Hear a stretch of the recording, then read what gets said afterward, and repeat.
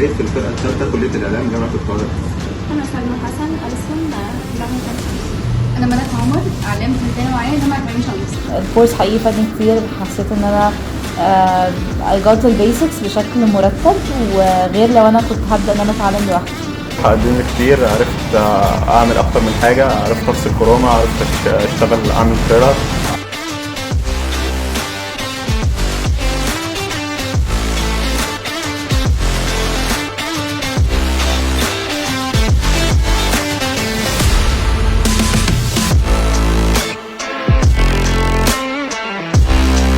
متوقعه يعني ان انا هتعلم ازاي اقص منتج، ازاي اعمل تتر، ازاي اضيف صور على الفيديوهات. بس بعد ما خدت الكورس قدرت اعمل كل ده كويس قوي. عرفت ان انا اعمل ترانزيشنز، عرفت ان انا اركب كذا فيديو ورا بعض بطرق مختلفه، اعمل افكت.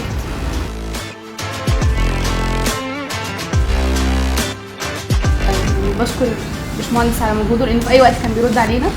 التيم كويس جدا، اي حاجه بنحتاجها بجد بيساعدونا فيها في اي وقت. كان كويس جدا ومتعاون، بيرد على التاسكس بتاعتنا، لو في حاجه غلط بيقول لنا قبلها عشان نصلحها قبل ميعاد الديدلاين.